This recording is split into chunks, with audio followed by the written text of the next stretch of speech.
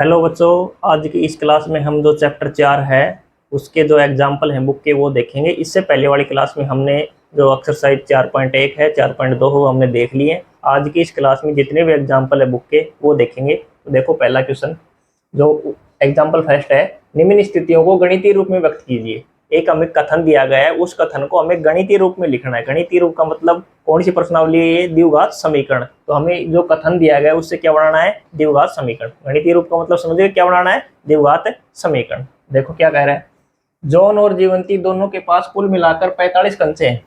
दो व्यक्ति हैं, जॉन और जीवंती नाम के, उनके पास कुल मिलाकर 45 कंचे हैं दोनों के पास।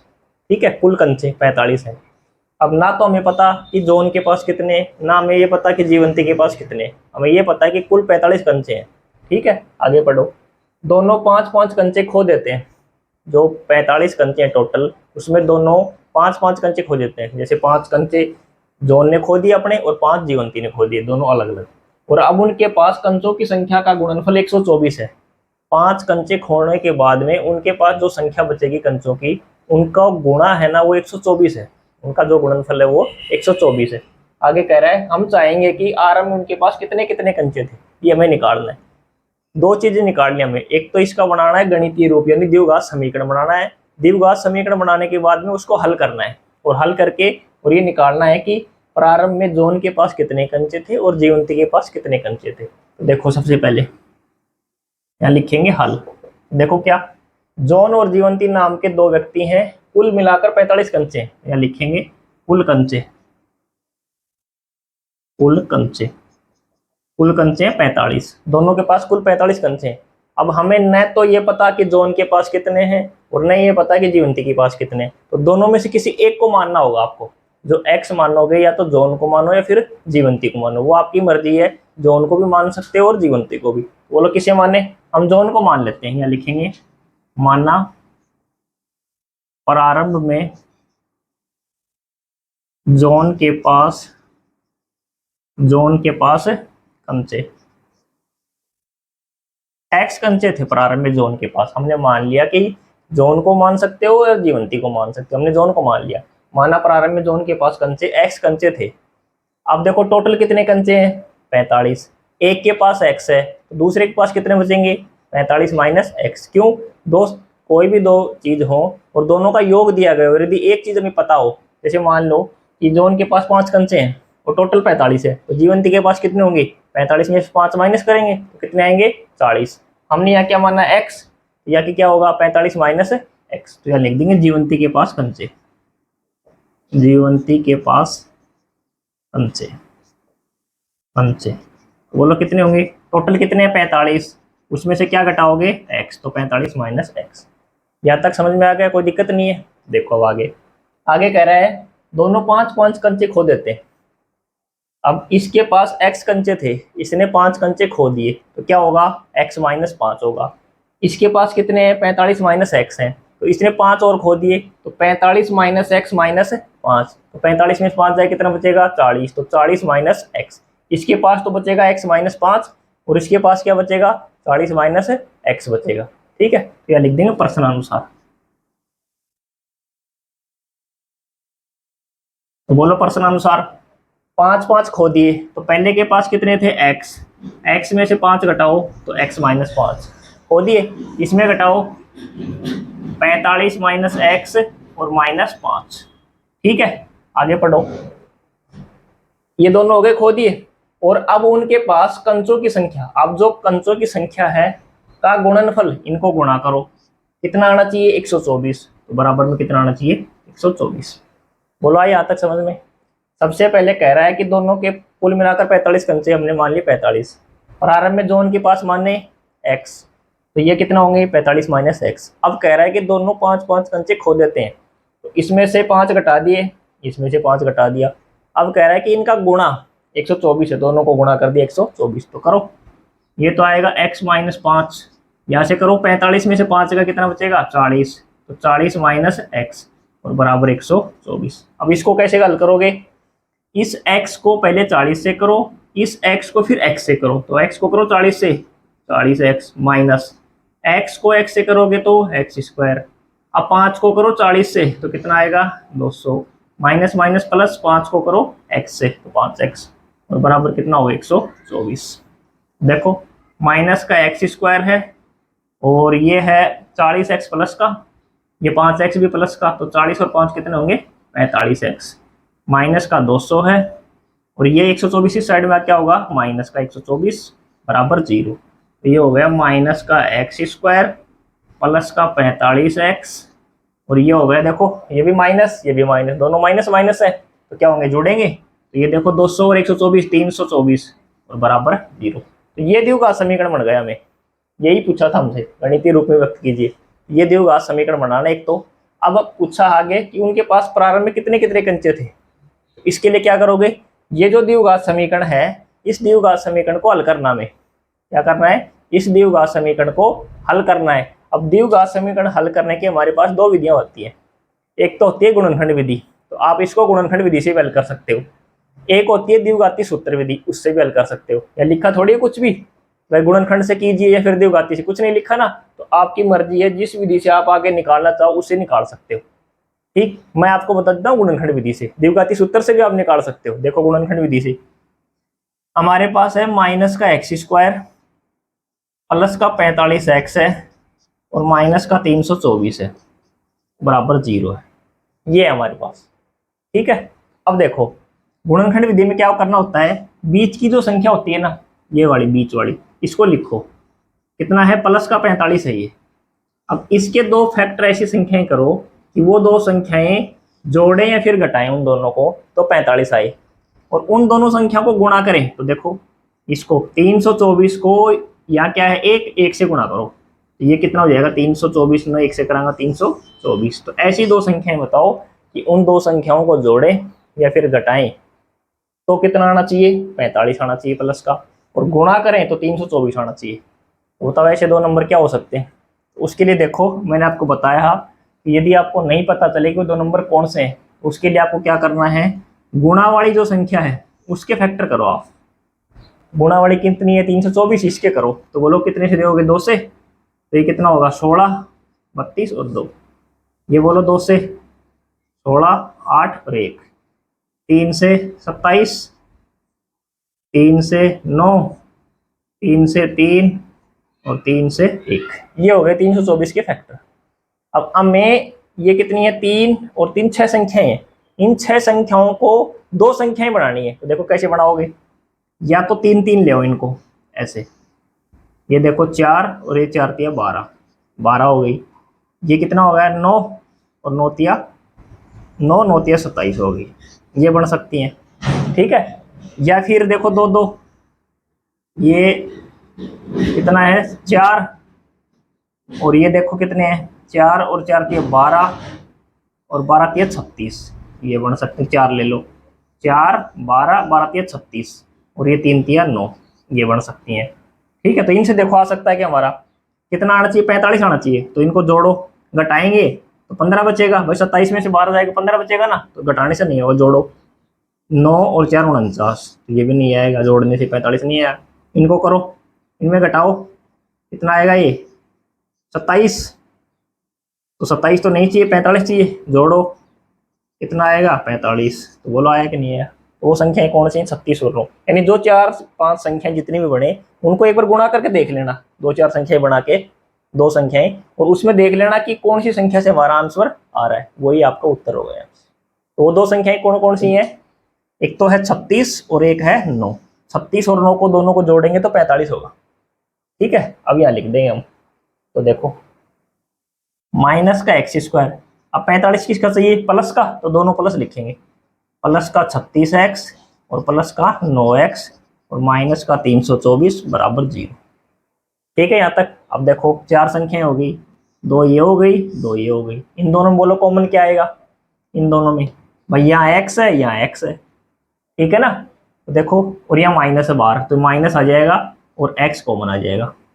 ठीक, अब यहाँ देखो माइनस x बाहर चला गया तो या 2x थी 1 बच गई, प्लस माइनस माइनस, ये x बाहर गया कितना बच गया 36।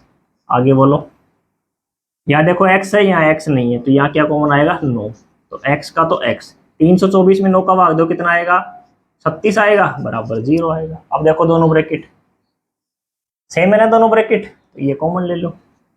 x माइनस 36, यहाँ से क्या बचेगा -x और प्लस का 9 और बराबर 0। ठीक है, तो यह देखो दोनों 0 के बराबर है ना, तो एक बार ये लिखो 0 के बराबर में, एक बार ये लिखो 0 के बराबर में। तो बोलो x बराबर 36 से क्या हो जाएगा प्लस का, और यहाँ बोलो यहाँ क्या बचेगा -x बराबर माइनस का 9 हो जाएगा, तो माइनस से माइनस कट जाएगा, तो x बराबर कितना आएगा 9। तो x के कितने मान आ गए, एक तो 36 आ गया और एक 9 आ गया, दोनों मान प्लस के हैं। ठीक है ना, तो x के मान आ गए 2, एक तो आ गया 36 और एक आ गया 9। अब x हमने क्या माना था, जॉन के पास कंचे। ठीक है ना, तो जॉन के पास कितने कंचे हैं, जैसे हम x का मान 36 लेते हैं, x का मान कितना लेते हैं 36 लेते हैं। ठीक है, दोनों मान ले सकते हैं हम, 36 भी ले सकते हैं और 9, क्यों दोनों प्लस के आए हैं। तो जैसे हमने x बराबर ले लिया 36, x बराबर 36, तो बोलो x बराबर 36 लोगे तो जीवंती के पास कितने बचेंगे, 45 माइनस x होगा ना, 45 माइनस 36, तो कितने बचेंगे 9 कंचे, उसके पास कितने बचेंगे 9। और यदि हम x बराबर 9 लेंगे, x बराबर 9 लेने पर तो बोलो कितना होगा 45 माइनस 9 होगा, तो कितने बचेंगे 36। यानी x का मान जब हम 36 लेंगे तो इसके पास कितने होंगे 9, और जब इसमें x का मान 9 लेंगे तो इसके पास कितने होंगे 36। तो ये आगे दोनों के अलग अलग कंचे, जॉन और जीवंती की। नीचे लिख देंगे x बराबर 36 लेने पर जीवंती के पास कंचे कितने होंगे 9, x बराबर 9 लेने पर जीवंती के पास कंचे कितने होंगे 36। ठीक है, तो ये है इसका आंसर। इसमें 2 क्वेश्चन पूछे थे हमसे, एक तो पूछा था गणितीय रूप में व्यक्त कीजिए, यानी द्विघात समीकरण बनाइए और फिर उसको हल कीजिए। तो ये हमारा जो एग्जाम्पल फर्स्ट है उसका जो फर्स्ट क्वेश्चन है वो हो गया हमारा। ठीक है, अब चलते हैं जो फर्स्ट क्वेश्चन है उसके सेकंड क्वेश्चन पे। तो देखो दूसरा क्वेश्चन, एक कुटीर उद्योग एक दिन में कुछ खिलौने निर्मित करता है। एक कुटीर उद्योग है वो एक दिन में कुछ खिलौने निर्मित करता है। ठीक है, आगे कह रहा है प्रत्येक खिलौने का मूल्य 55 में से एक दिन में निर्मित किए गए खिलौनों की संख्या को घटाने से प्राप्त संख्या के बराबर है। देखो 2 चीज है यहाँ, एक तो है एक खिलौने का मूल्य और एक है खिलौनों की संख्या। 2 चीज है, एक तो है एक खिलौने का मूल्य कि एक खिलौना है एक खिलौने का मूल्य, और एक है निर्मित खिलौने।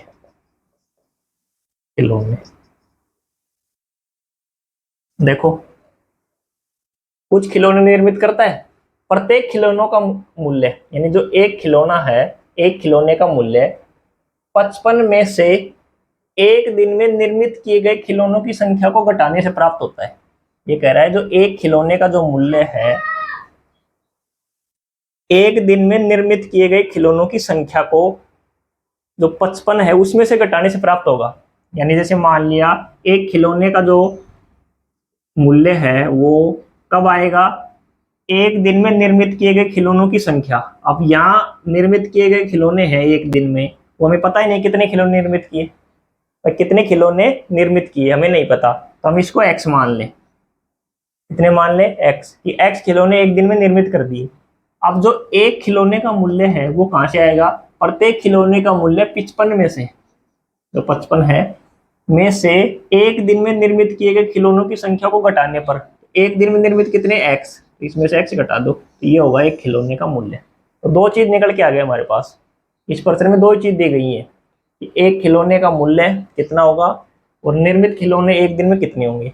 हमें जो प्रश्न कह रहा है वो कह रहा है कि प्रत्येक खिलौने का मूल्य है वो 55 में से एक दिन में निर्मित किए गए खिलौनों की संख्या को घटाओगे तब प्राप्त होगा एक खिलौने का मूल्य। तो 55 में से हमने एक दिन में निर्मित खिलौनों की संख्या x मान लिया, घटा दिया, ये हो गया। अब एक होती है कुल लागत, कि जो खिलौना हमने बनाया और कितने खिलौने बनाए तो उसकी एक दिन की कितनी लागत होगी। जैसे मैंने मान लिया कि एक खिलौना 10 रुपए का हमने बना दिया, और ये बना दिए जैसे 5 खिलौने, 5 खिलौने हमने बनाए और एक बनाने में 10 रुपए लग गए। टोटल लागत क्या होगी कि जितने खिलौने हैं और एक की जो कीमत है उसको गुणा कर दो, तो कितने रुपए लगे हमें 50 रुपए लगे टोटल। ये तरीका होता है कुल लागत का। ठीक है, वह कितने खिलौने बनाए और एक खिलौने का मूल्य कितना है, यानी वो कितने का बन के तैयार हुआ, उन दोनों को गुणा करोगे तो कुल लागत आई। अब हमें कुल लागत कितनी दी गई, 750 रुपए थी। हम उस दिन निर्माण किए गए खिलौनों की संख्या जानना चाहेंगे। तो उस दिन निर्माण किए गए खिलौनों की संख्या क्या मानी हमने, x, और एक खिलौने का मूल्य क्या होगा, 55 माइनस एक्स। आ गए समझ में। अब देखो इसको हम लिखते हैं। सबसे पहले देखो क्या माना हमने, खिलौनों की संख्या, ये देखो ना, निर्माण किए गए खिलौनों की संख्या, तो यहाँ लिखेंगे माना एक दिन में निर्मित खिलौनों की संख्या, खिलौनों की संख्या कि एक दिन में कितने खिलौने निर्मित किए, x खिलौने निर्मित कर दिए एक दिन में। ठीक है। अब प्रत्येक खिलौने का मूल्य लिखेंगे, प्रत्येक खिलौने का मूल्य, खिलौने का मूल्य, कुल खिलौने कितने हैं x, और प्रत्येक खिलौने का मूल्य क्या होगा, कह रहा है 55 है ना, उसमें से कितने खिलौने हैं संख्या वो घटा दो, तो 55 माइनस एक्स कितने रुपए होंगे, ये तो संख्या में है और ये रुपए में। एक दिन में निर्मित किए गए खिलौनों की संख्या को घटाने से प्राप्त होता है, यानी 55 में से एक दिन में निर्मित x को घटाओगे तो इतने रुपए का एक खिलौना बनेगा। आगे देखो, किसी एक दिन कुल निर्माण लागत, यहाँ लिख देंगे कुल निर्माण लागत, कुल निर्माण लागत बोलो कितनी है, 750 रुपए। यानी टोटल जो लागत लगी, इतने खिलौने बनाए, एक की लागत इतनी है, टोटल कितनी हुई 750। यहाँ लिख देंगे प्रश्न अनुसार। बोलो, मैंने अभी आपको बताया कि कितने खिलौने हैं, जैसे बताया था आपको 10, एक खिलौने का मूल्य 5 या 10 जितना भी है, मान लो 10 है, तो 10 खिलौने हैं, एक का मूल्य 10 है, तो कुल लागत कितनी होगी, दोनों को गुणा करेंगे ना, 100 रुपये होगी ना, तो कुल लागत कितनी होगी, दोनों को गुणा करने से। यहाँ देखो कितने खिलौने हैं, x, एक की लागत कितनी है 55 माइनस एक्स, दोनों को गुणा करेंगे तो कुल लागत आएगी, कुल लागत कितनी दी गई है 750, तो लिख दिया 750। करो गुणा, x को 55 से करोगे तो 55x माइनस x को x से करोगे तो x स्क्वायर बराबर 750। ठीक है। अब देखो क्या करोगे, इसको इस साइड में लेके आओ, x स्क्वायर को, क्या होगा ये प्लस का, इसको इस साइड में लेके आओ, किसका होगा माइनस का, ये है यहाँ प्लस का, 750 बराबर 0। एक तो ये बनाना द्विघात समीकरण, दो चीजें पूछी हमसे, गणितीय रूप में व्यक्त कीजिए, ये होगा गणितीय रूप। आगे कह रहा है कि उस दिन निर्मित किए गए खिलौनों की संख्या याद करना चाहेंगे, तो खिलौनों की संख्या क्या है, x, यानी x का मान और निकालना है। उसको निकालने के लिए बताया आपको कितनी विधियां हैं, दो विधियां, पहली कौन सी, गुणनखंड, और दूसरी कौन सी, द्विघाती सूत्र। तो कौन सी विधि से निकालेंगे हम इसे, गुणनखंड विधि से। द्विघाती सूत्र से भी निकाल सकते हो, मैं आपको बता रहा हूँ गुणनखंड विधि से। तो देखो क्या करोगे, हमें दिया गया है x square minus 55x plus का 750 और बराबर 0, ये एक द्विघात समीकरण है, इसे करना है गुणनखंड विधि से। तो क्या करोगे, बीच वाली संख्या देखो सिर्फ 55 है, इसकी दो संख्याएं ऐसी बताओ कि उन दोनों संख्याओं को जोड़े या फिर घटाएं तो 55 आए, और उन दोनों को गुणा करो तो देखो क्या आएगा, 750 को 1 से गुणा करो तो उन दोनों का गुणा कितना आना चाहिए, 750 आना चाहिए। यानी बाहर वाली संख्या, यहाँ कुछ भी नहीं है तो एक है 750। ऐसी दो संख्याएं बताओ कि उन संख्याओं को जोड़े या फिर घटाएं तो 55 आए, और दोनों को गुणा करें तो 750 आए। अब बताओ, बता सकते हो आप लोग, है ना दिक्कत। उसके लिए आपको क्या याद रखना है कि ये जो गुणा वाली संख्या है, इस संख्या के आप फैक्टर करो, इससे बढ़िया कोई तरीका नहीं है पता करने का। देखो 5 से चला जाएगा ये, या 3 से चला जाएगा, 25 या 75 होता है ना, तो 250, अब 5 से जाएगा 50, अब ये 5 से 10, अब 5 से कर लो फिर 2 से कर लो, 2 और 1, ये हो गया। ठीक है। अब देखो संख्याएं बन गई हमारे पास 5, अब 5 की हमें बनानी है 2, तो देखो कैसे बना सकते हो, या तो ये लो 2 ले लो 15, और इन दो को 25 और 25 दूनी 50, ये बना लो। ठीक है। या फिर इनको देखो, इन तीनों को लिख के देखो, 15, ये 25 और ये 75 और ये 10, इनको लिख के देखो। या फिर इनको लिखो, इनको दो को तो 2 ये ले लो, 15, 15 दूनी 30, और ये बीच वाली ले लो 25। ऐसे दो संख्याएं बना के देखनी है हमें। कोई भी इन 5 से 2 बना लो। ठीक, देखो अब दोनों को जोड़ेंगे 90, ये कितना होगा 90, 55 तो नहीं आया, बहुत दूर है। घटाएंगे तो कितना बचेगा 60, तो भी नहीं आया। जोड़ेंगे 60, घटाएंगे 40, तो भी नहीं आया 55। तो इन दोनों को करो तो बोलो 30 और 25, 30 और 25 कितने हो गए 55, तो जोड़ने से आ गया 55। तो उसका आंसर क्या होगा 30 और 25। इस तरीके से हमें बना के देखनी है।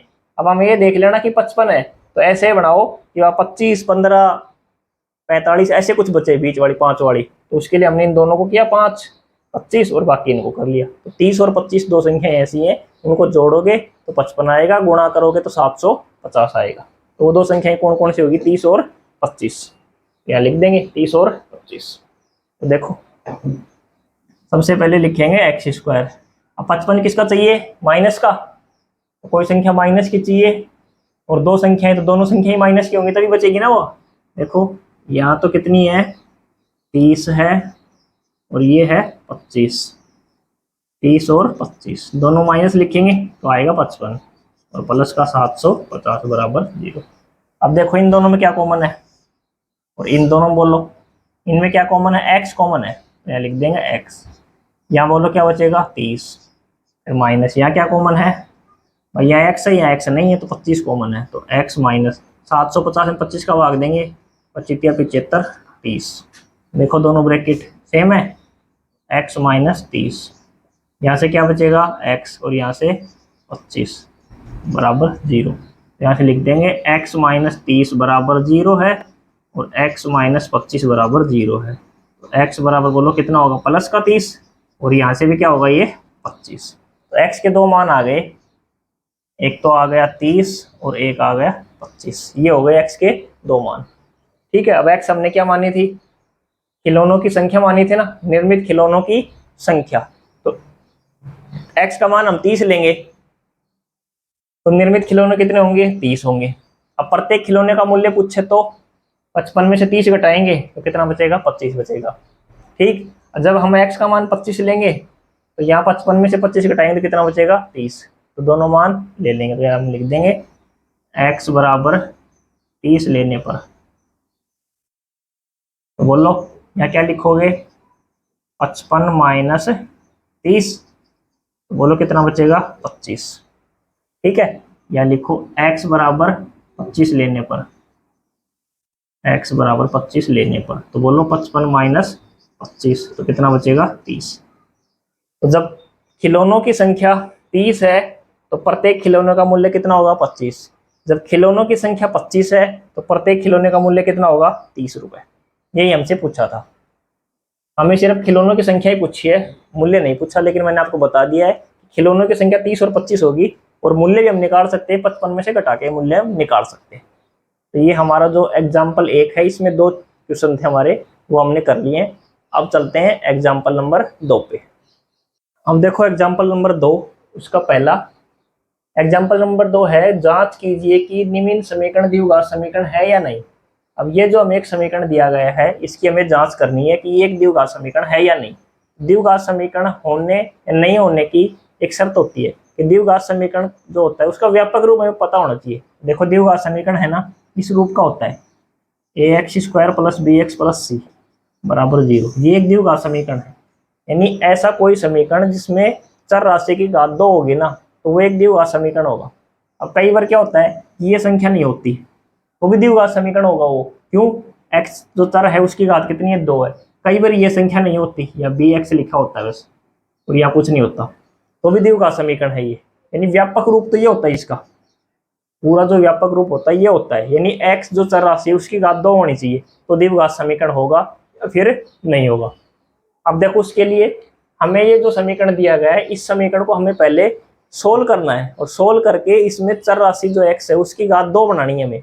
यदि 2 घात बन गई तो हमारा द्विघात होगा और नहीं बनेगी तो द्विघात नहीं होगा। देखो यहाँ देखो क्या दिया गया है, x माइनस 2 का होल स्क्वायर दिया गया है। तो अब होल स्क्वायर जो होता है ना उसके 2 सूत्र होते हैं, एक तो होता है a माइनस बी का होल स्क्वायर, मैं दोनों बता रहा हूँ आपको, और एक होता है a प्लस बी का होल स्क्वायर। यदि होल स्क्वायर की बात आए इस प्रकार के प्रश्नों में तो उसको देखो कैसे हल करोगे। ये सूत्र होता है A square minus 2ab plus B square, ये सूत्र होता है। यहाँ होता है ए स्क्वायर और ये प्लस होता है 2ab और प्लस बी स्क्वायर होता है, ये सूत्र होता है। ए माइनस बी का होल स्क्वायर और एक होता है ए प्लस बी का होल स्क्वायर। यहाँ क्या है, माइनस है, यहाँ कौन सूत्र लगेगा, माइनस वाला। ए माइनस बी का होल स्क्वायर क्या होता है, A square minus 2ab plus B square. A plus B का होल स्क्वायर क्या होता है, A square plus 2ab plus B square. सिर्फ यहाँ देखो यही फर्क है, यहाँ माइनस है, यहाँ प्लस है, बाकी पूरा सेम है। ठीक है ना, तो माइनस होगा तो माइनस आएगा और प्लस होगा तो प्लस आएगा। अब हमारा कौन सा दिया गया प्रश्न में, माइनस वाला है, तो माइनस का लगाएंगे। तो देखो मैं साइड में लिख देता हूँ, ए माइनस बी का होल स्क्वायर बराबर होता है A square minus 2ab plus B square. मैं ये लिख दिया यहाँ। ठीक है, अब यहाँ देखो ए का मान कितना x है, बी का मान कितना है 2। तो यहाँ खोलो, ए स्क्वायर एक्स स्क्वायर माइनस 2, फिर ए का मान कितना है x, बी कितना है 2 प्लस बी स्क्वायर 2 का स्क्वायर प्लस 1 और बराबर कितना दिया गया है, बराबर दिया गया है 2x माइनस 3। ये हमें दिया गया है बराबर में। ठीक है, आगे देखो एक्स स्क्वायर का तो एक्स स्क्वायर माइनस, ये देखो 2x को 2 से करोगे 4x प्लस 2 को 2 से करोगे 4 प्लस 1 और बराबर 2x माइनस 3। अब देखो एक्स स्क्वायर है, ठीक है, माइनस का ये 4x है प्लस ये 4 और 1 कितना होगा 5, इसको इस साइड में लेके आओ माइनस 2x, ये प्लस का 3 और बराबर 0। ठीक है, अब बोलो एक्स स्क्वायर अकेला है तो ये लिख दो। अब एक्स देखो माइनस 4 माइनस 2, देखो माइनस 4 माइनस 2 दोनों अलग अलग है ना, अब सेम है, दोनों का साइन सेम है, दो माइनस भी है और वो भी माइनस ही है, दोनों माइनस ही है, तो दोनों जोड़ेंगे ना। जब दो साइन सेम हो तो जोड़ेंगे, चाहिए वो माइनस और चाहिए प्लस हो, तो जोड़ेंगे दोनों को। 4 और 2 कितना होगा 6x। अब ये देखो 5 प्लस का 3 प्लस का दोनों सेम है तो ये भी जोड़ेंगे 8 बराबर 0। तो ये बन गया हमारे पास जो समीकरण बना लास्ट में ये। अब ये देखो कि इसमें जो चर राशि है x है उसकी घात कितनी है, वो कितनी है 2 है ना, ये द्विघात समीकरण है। अब देखो लिखो कैसे, मैं लिख देंगे, चूंकि यह समीकरण सभी में यही लिखना है भाई, यह समीकरण ax square plus bx plus c बराबर 0 के रूप का है, के रूप का है। यही तो होता है व्यापक रूप, यह समीकरण ax स्क्वायर प्लस bx बराबर c के 0 के रूप का है, इसलिए यह एक द्विघात समीकरण है, एक द्विघात, इसलिए यह एक द्विघात समीकरण है। ये हो गया हमारा आंसर। यदि यहाँ x की घात 2 नहीं आती तो ये द्विघात समीकरण नहीं होता। ठीक है ना, दो ही चीज याद रखनी है, यदि x की घात 2 आएगी तो या क्या लिखेंगे, ये समीकरण x के रूप का है इसलिए द्विघात समीकरण, और यदि नहीं आएगी तो क्या लिखोगे, यह समीकरण ax square plus bx plus c बराबर 0 के रूप का नहीं है इसलिए एक द्विघात समीकरण नहीं है। ठीक है, दोनों में यही अंतर होगा। बाकी ये चीज आपको हल करनी है, स्क्वायर माइनस वाला है तो माइनस का स्क्वायर लगाना है, होल स्क्वायर वाला प्लस का है तो प्लस वाला लगाना है। ठीक है, अब चलते हैं इसकी क्वेश्चन नंबर 2 पे। अब देखो नंबर 2, जो उदाहरण 2 उसका दूसरा पार्ट है, उसमें दिया गया है x ब्रैकेट में है x प्लस 1 ब्रैकेट बंद है, फिर 8 है बराबर है x प्लस 2 और x माइनस 2। अब देखो यहाँ सबसे पहले इस प्रकार के जो प्रश्न होते हैं कि द्विघात समीकरण है या नहीं है, उसमें सबसे पहले तो ये देखो कि कोई होल स्क्वायर है या फिर क्यूब का कोई फॉर्मूला हो तो वो लगाएंगे सबसे पहले। इसमें होल स्क्वायर या फिर क्यूब का कोई सूत्र नहीं है। दूसरी बात कि दो संख्याएं गुणा में हो तो उन दोनों संख्याओं को गुणा करेंगे। देखो यहाँ ये दोनों संख्याएं गुणा में है ना, तो इनको करो, x को x से करो तो x स्क्वायर प्लस x को 1 से करो x प्लस का 8 बराबर, ये दोनों संख्याएं भी गुणा में करो गुणा। इनको देखो कैसे करोगे, पहली जो संख्या है ना वो ले, इसको पहले इससे करो फिर इसी संख्या को इससे करो, तो बोलो x को x से करो क्या आएगा x स्क्वायर आएगा, x को 2 से करोगे माइनस का 2x आएगा। अब 2 को करो x से प्लस का 2x आएगा, 2 को 2 से करो 2 दूनी 4 माइनस का 4 आएगा। ठीक, अब देखो कुछ कटता है क्या, ये प्लस का x स्क्वायर ये भी प्लस का कट जाएगा, दोनों को साइन सेम है और बराबर के दोनों अलग अलग साइड में है। अब देखो यहाँ और कुछ है और कुछ नहीं कटेगा, तो यहाँ तो क्या बचेगा x प्लस 8, इसको इस साइड में लेके आओ तो प्लस का 2x, यहाँ देखो ये कट रहा है पहले, या माइनस का 2x है ना तो ये प्लस का 2x, दोनों कट जाएंगे। देखो कटते कैसे हैं, ये बराबर का साइन है, यहाँ यदि कोई प्लस की संख्या है और यहाँ कोई प्लस की संख्या है यहाँ कोई माइनस है, यहाँ कोई माइनस, तो कट जाएंगे दोनों। यानी बराबर के दोनों साइड में उन संख्याओं के सेम चिन्ह होने चाहिए। यहाँ प्लस है और यहाँ प्लस है तो कट जाएंगे, यहाँ माइनस और यहाँ माइनस है तो भी कट जाएंगे। और यदि बराबर के इस साइड में हो या फिर इस साइड में हो, तो यहाँ प्लस होगी और एक माइनस होगी, यहाँ एक प्लस होगी और एक माइनस होगी, तो ही कटेंगे। देखो ये दोनों संख्याएं बराबर के इस साइड में, माइनस का 2 प्लस का 2, तो ये कट जाएंगे दोनों, कैंसिल हो जाएंगे दोनों।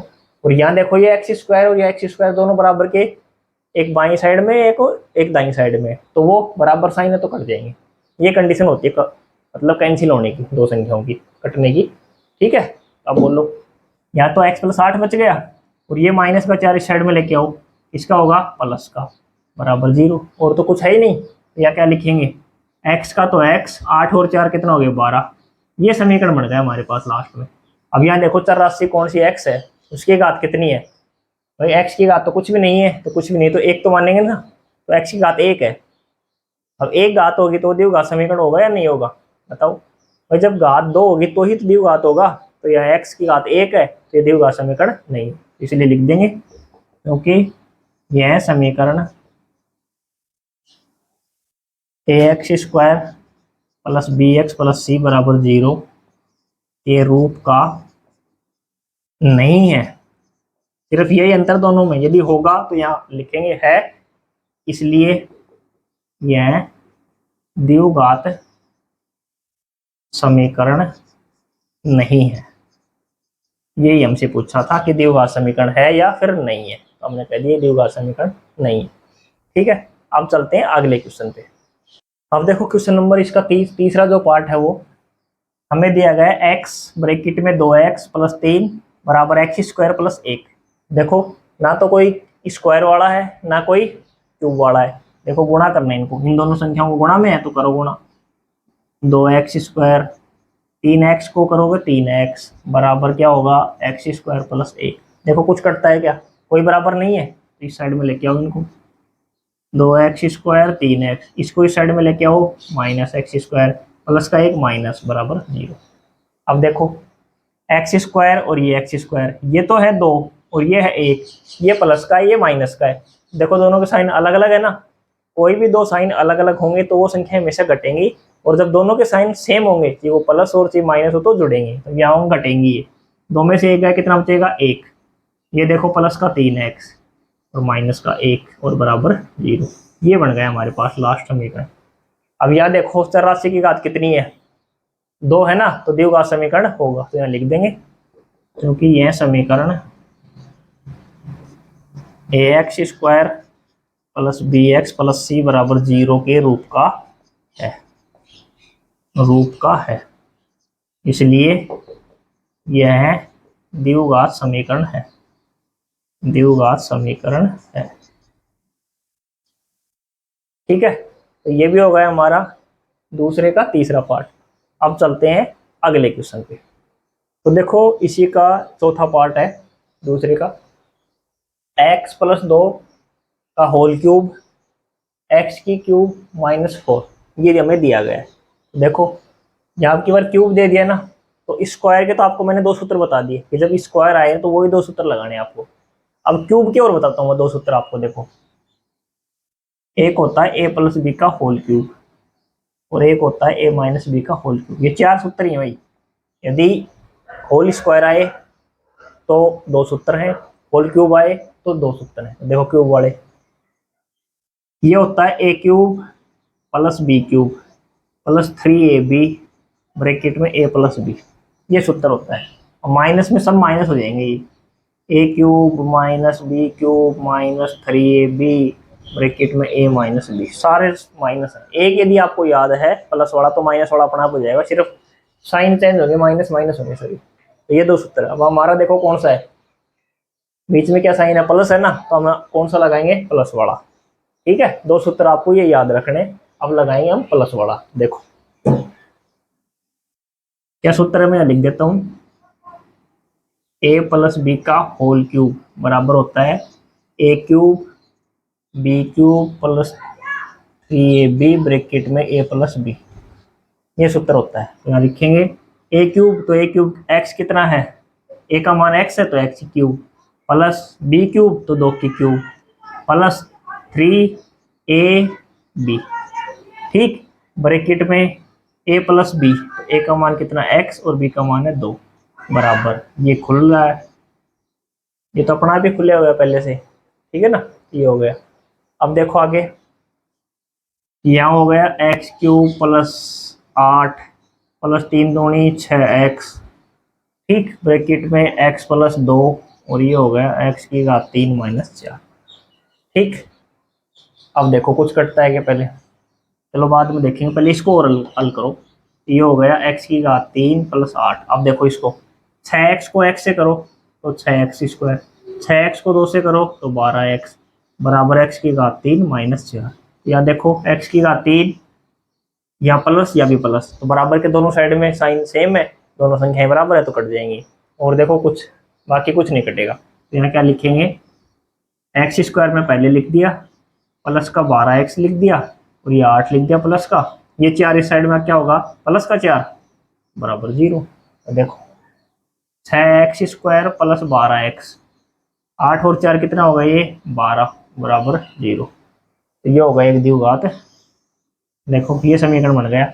अब इसमें x की घात कितनी है, 84 की 2 है, तो ये द्विघात समीकरण होगा, ठीक। तो यहाँ लिख देंगे, क्योंकि यह ax square plus bx plus c बराबर 0 के रूप का है, इसलिए यह द्विघात समीकरण है। ये इसका हमारा आंसर हो गया। तो ये तरीका है, इसमें 4 ही क्वेश्चन थे, दूसरा जो एग्जाम्पल उसमें 4 हमें दिए गए थे, और हमें ये बताना था कि कौन सा द्विघात समीकरण है या नहीं है।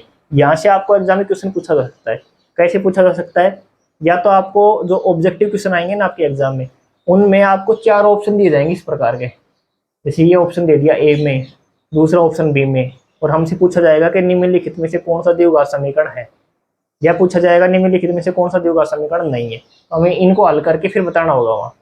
या फिर आपको छोटा जो क्वेश्चन आएगा 1 नंबर का, 1 या 2 नंबर के जो छोटे क्वेश्चन आएंगे, उसमें पूछा जा सकता है कि जांच कीजिए कि निम्न समीकरण द्विघात, और ये आपको समीकरण दे दिया जाएगा, छोटा क्वेश्चन आपसे पूछा जाएगा, इस तरीके से पूछा जाएगा। तो 3 प्रकार क्वेश्चन यहाँ से बढ़ सकते हैं, ठीक है। अब चलते हैं क्वेश्चन नंबर, अगले जो क्वेश्चन है उदाहरण नंबर 3 पे।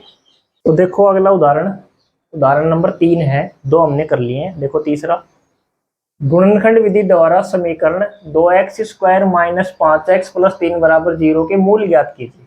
तो अब की बार देखो प्रश्न में लिखा गया है गुणनखंड विधि द्वारा, तो प्रश्न में जब लिखा जाए कि आपको इस समीकरण के मूल ज्ञात करने हैं और लिखा मिले कि गुणनखंड विधि से ज्ञात कीजिए, तो आपको गुणनखंड विधि से ही ज्ञात करने, और यदि आपको लिखा मिले कि द्विघाती सूत्र विधि से ज्ञात कीजिए, तो द्विघाती सूत्र से ज्ञात करने। लेकिन द्विघाती सूत्र से आपको लिखा नहीं मिलेगा, गुणनखंड विधि से लिखा हुआ मिल सकता है। और यदि आपको कुछ भी नहीं लिखा मिले और ये लिखा मिले कि द्विघात समीकरण के मूल ज्ञात कीजिए, तो आपकी मर्जी है, आप गुणनखंड विधि से भी निकाल सकते हो और द्विघाती सूत्र विधि से भी निकाल सकते हो, वो आपकी मर्जी है, किसी विधि से आप निकाल सकते हो। यानी आपका क्वेश्चन यदि 2 नंबर का होगा, यदि आपने गुणनखंड विधि से निकाल दिए उसके मूल, तो भी आपको 2 मिलेंगे, द्विघाती सूत्र से निकाल दिए तो भी 2 मिलेंगे। ऐसा कोई वो नहीं प्रावधान है कि आपने गुणनखंड से निकाल दिया, द्विघाती सूत्र से नहीं निकाला, आपके नंबर कम हो जाएंगे, तो ऐसा कुछ भी नहीं है, वो आपकी मर्जी है, आप किसी विधि से निकाल सकते हो, ठीक है। हमने हमारा जो उदाहरण 3 है उसमें स्पष्ट लिखा गया है कि गुणनखंड विधि द्वारा।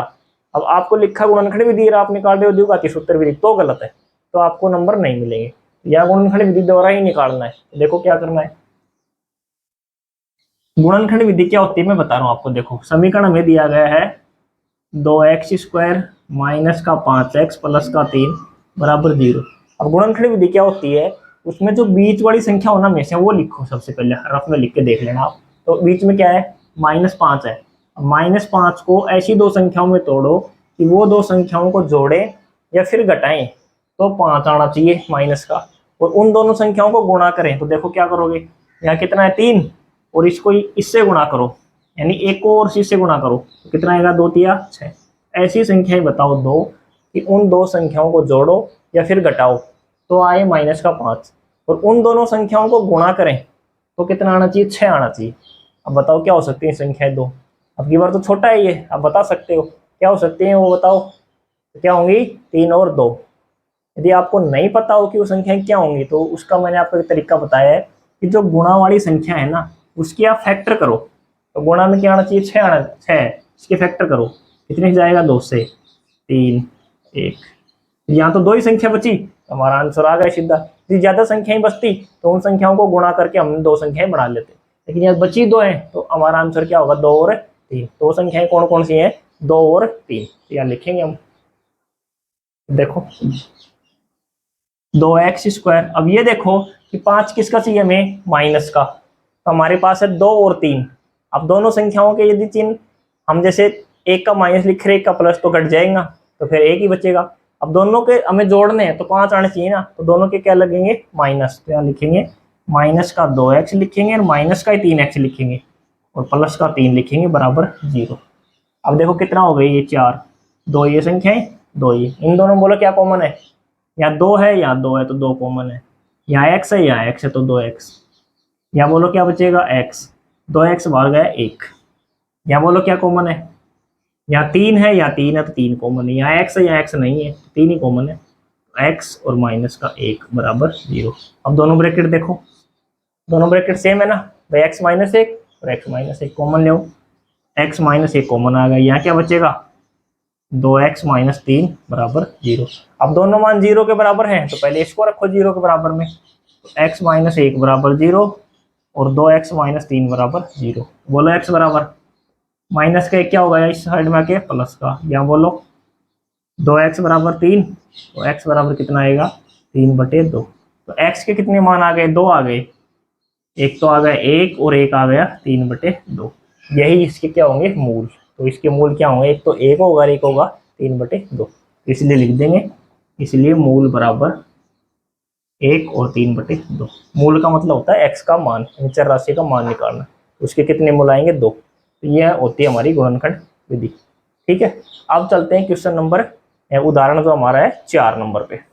देखो उदाहरण नंबर 4, द्विघात समीकरण 6x² माइनस x माइनस 2 बराबर 0 के मूल ज्ञात कीजिए। इससे पहले वाले में हमें स्पष्ट लिखा गया था कि द्विघात समीकरण के मूल गुणनखंड विधि से ज्ञात कीजिए। अब कीवर्ड लिखा गया है सिर्फ मूल ज्ञात कीजिए। अब आपकी मर्जी है, आप जो विधि लगाना चाहो, द्विघाती सूत्र भी लगा सकते हो, उससे भी निकाल सकते हो, गुणनखंड से निकालो, गुणनखंड से भी निकाल सकते हो। तो द्विघाती सूत्र तो एकदम आसान है, उसमें सिर्फ सूत्र रखना होता है, वो तो आप निकाल दोगे। मैं आपको इसको गुणनखंड विधि समझा रहा हूँ, ज़्यादा से ज़्यादा मैं आपको गुणनखंड विधि से ही निकालना समझा रहा हूँ। उसका कारण क्या है कि आपकी गुणनखंड विधि की प्रैक्टिस अच्छी हो जाएगी, तो आप एग्जाम में कोई भी वो 2 संख्या होंगी वो आप अच्छे तरीके से आप निकाल सकते हो। द्विघाती सूत्र में सिर्फ मान रखने होते हैं उसमें तो। ठीक है, तो देखो यहाँ लिखेंगे हल। तो बोलो सबसे पहले समीकरण लिखो, क्या दिया गया है, 6x² माइनस x माइनस 2 बराबर 0। ये एक द्विघात समीकरण दिया गया है। अब गुणनखंड विधि क्या होती है कि जो बीच वाली संख्या है वो लिखो। तो यहाँ बोलो बीच में क्या है, x है, गुणा में कुछ भी नहीं है, 1 है तो माइनस का 1 है। ऐसी 2 संख्याएं बताओ कि उन 2 संख्याओं को जोड़ें या फिर घटाएं तो माइनस का 1 आए, यानी जोड़ने और घटाने से तो माइनस का 1 आना चाहिए, और गुणा करने से इसको इससे गुणा करो, 6 दूनी 12, गुणा करने से आने से माइनस का 12। अब बताओ ऐसी 2 संख्याएं कि उन 2 संख्याओं को आप जोड़ो या घटाओ तो 1 आए और गुणा करो तो 12 आना चाहिए। बताओ क्या हो सकती है वो संख्याएं, नहीं पता ना।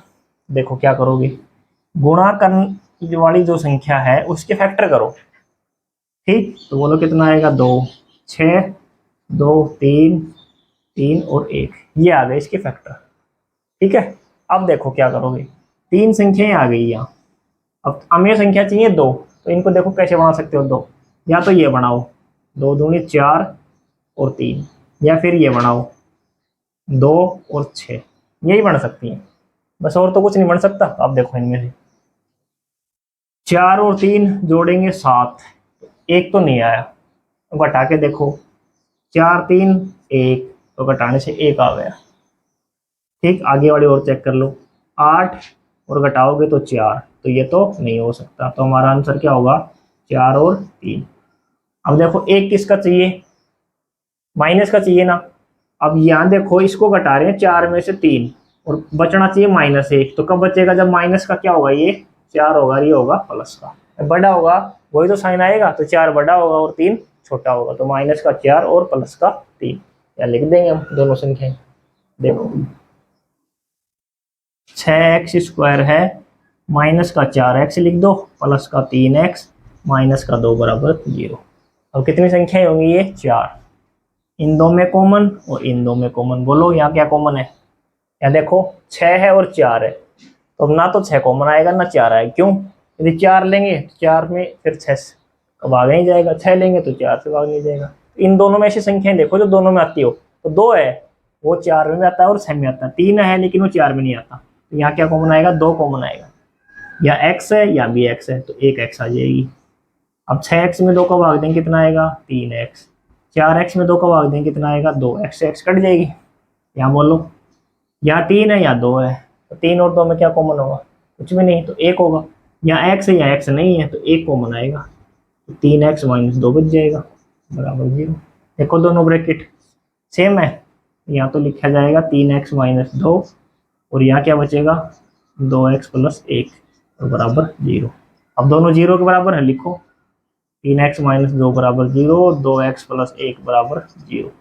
ये होगा 3x माइनस का इस साइड में आके प्लस, ये 2x, एक प्लस का तो माइनस का 1, तो x बराबर हो गया 2/3। यहाँ से x बराबर हो गया माइनस का 1/2। तो x के कितने मान आए? 2। क्या क्या? 2/3 और माइनस का 1/2, ये 2 मान आ गए x के, तो इसलिए लिख देंगे मूल 2/3 और माइनस का 1/2। यही हमारा आंसर होगा। हमसे ये मूल पूछे थे, हमने मूल निकाल दी। ठीक है, यहाँ तक कोई दिक्कत नहीं किसी को। अब चलते हैं उदाहरण नंबर 5 पे। देखो उदाहरण नंबर 5 क्या दिया गया है? द्विघात समीकरण 3x² माइनस 2√6x प्लस 2 बराबर 0 के मूल ज्ञात कीजिए। ये क्वेश्चन आप इंपोर्टेंट कर लेना, बहुत अच्छा क्वेश्चन है, एग्जाम में ऐसे क्वेश्चन ही पूछे जा सकते हैं। 3x² माइनस 2√6x प्लस 2 बराबर 0 के मूल ज्ञात कीजिए, इसके हमें मूल निकालने। तो देखो कैसे करोगे? सबसे पहले द्विघात समीकरण लिखो 3x² माइनस 2√6x और प्लस 2 बराबर 0। अब इसके मूल निकालने के हमारे पास 2 तरीके हैं, मैंने बताया आपको, एक तो द्विघाती सूत्र है और एक गुणनखंड विधि है। तो द्विघाती सूत्र से आप इसको हल करके देख लेना, मैं आपको गुणनखंड विधि से बता रहा हूँ। ठीक है, तो देखो बीच वाली जो संख्या वो लिखो माइनस 2√6। ऐसी 2 संख्याएं बताओ जिनको जोड़े या फिर घटाएं तो माइनस 2√6 आए, और उनको गुणा करें तो देखो 3 को 2 से करो तो कितना आना चाहिए? 6।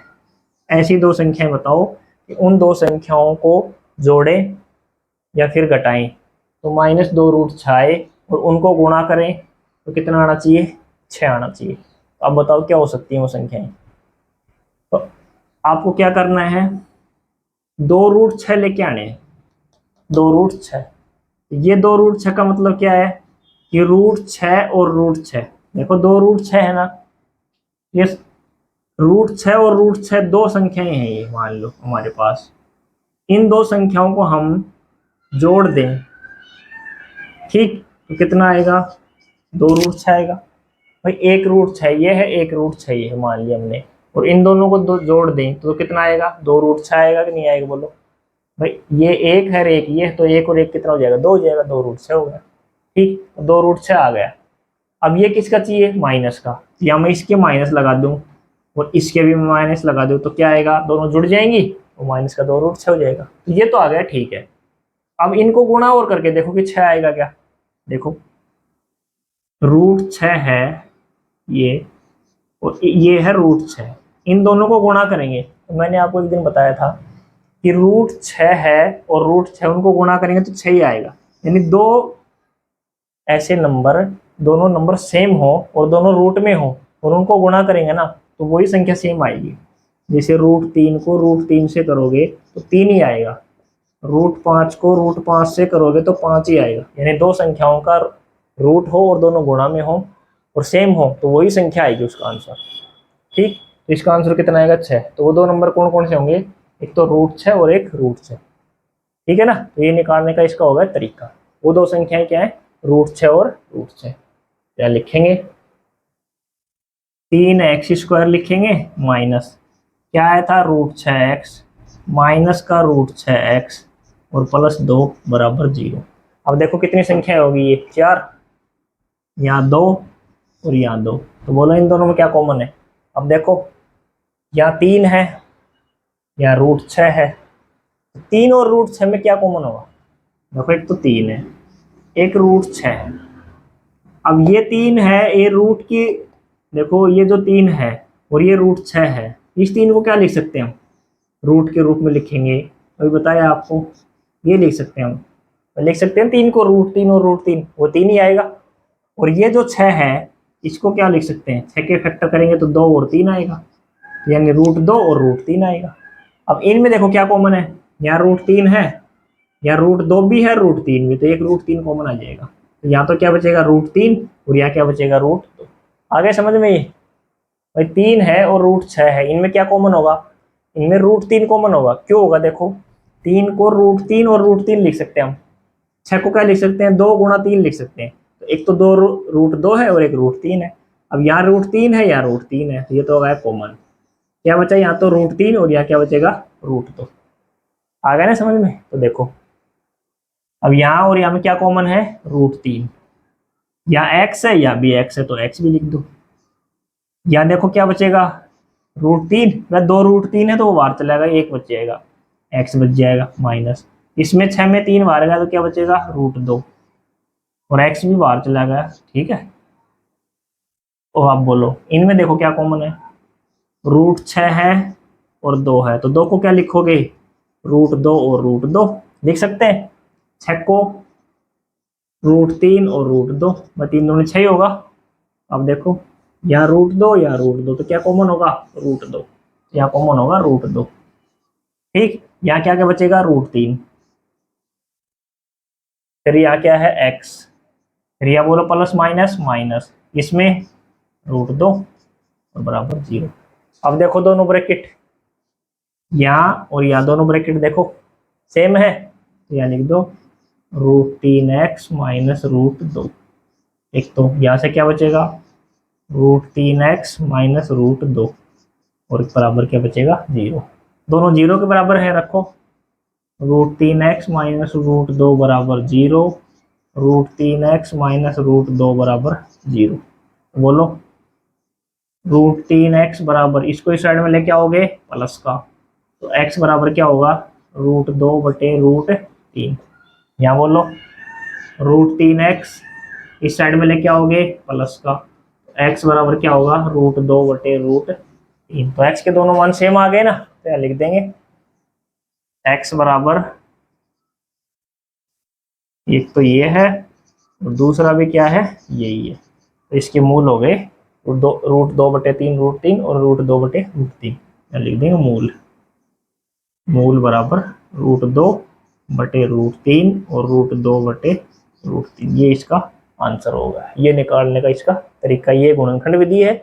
आप इसको द्विघाती सूत्र से निकालोगे तो इसमें सिर्फ सूत्र लगाना है और उसमें एबीसी का मान रखना है, वो होगा द्विघाती सूत्र। ठीक है, तो 5 क्वेश्चन हमारे हो गए। अब चलते हैं अगले क्वेश्चन, जो उदाहरण नंबर 6 है उस पे। तो देखो उदाहरण नंबर 6, एक धर्मार्थ ट्रस्ट 300 वर्ग मीटर क्षेत्रफल का एक प्रार्थना कक्ष बनाना चाहता है। एक प्रार्थना कक्ष बनाना है हमें और उसका क्षेत्रफल 300 वर्ग मीटर है, जिसकी लंबाई उसकी चौड़ाई के 2 गुने से 1 मीटर अधिक है। जो लंबाई है चौड़ाई के दुगने से 1 मीटर अधिक है। कक्ष की लंबाई और चौड़ाई ज्ञात कीजिए, ये हमें पूछा है। देखो कैसे करोगे। सबसे पहले देखो क्वेश्चन पढ़ो, एक धर्मार्थ ट्रस्ट है कोई, वो 300 वर्ग मीटर क्षेत्रफल का एक प्रार्थना कक्ष बनाना चाहता है। क्या दिया गया है, प्रार्थना कक्ष का क्षेत्रफल, यहाँ लिखेंगे प्रार्थना कक्ष का क्षेत्रफल वो है 300 मीटर स्क्वायर। ये एक प्रार्थना कक्ष है कोई, उसका क्षेत्रफल दिया गया 300 मीटर स्क्वायर है। आगे कह रहा है जिसकी लंबाई उसकी चौड़ाई के दुगने से, कह रहा है लंबाई का जो मान है चौड़ाई के दुगने से। अब हमें ना तो लंबाई पता है ना चौड़ाई, किसको माने, लंबाई का मान चौड़ाई के दुगने से। देखो लंबाई का जो मान है कह रहा है चौड़ाई के दुगने से, तो अब हमने जैसे चौड़ाई मान ली 2, तो लंबाई कितनी होगी इसका दुगना, तो 2 का दुगना कितना होगा 4, दुगने से 1 अधिक है, तो 1 अधिक है तो ये कितनी होगी 5। तो चौड़ाई मान लें हम 2 और ये कितनी हो जाएगी दुगुना 4 और प्लस 1 5 तो ये हो जाएगी 5।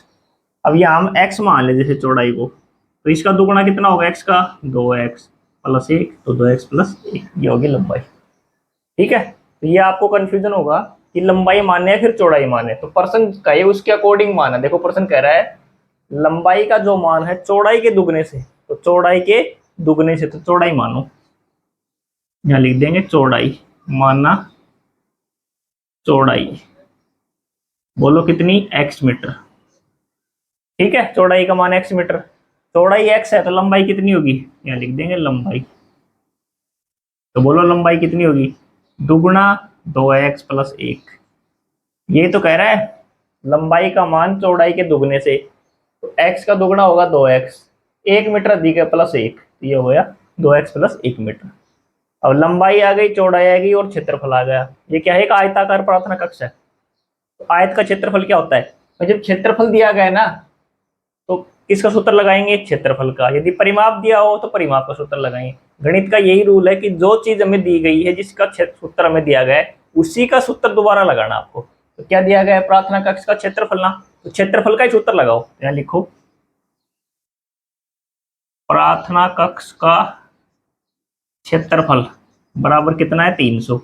अब इसका सूत्र क्या होगा, सूत्र होगा लंबाई गुणा चौड़ाई बराबर 300।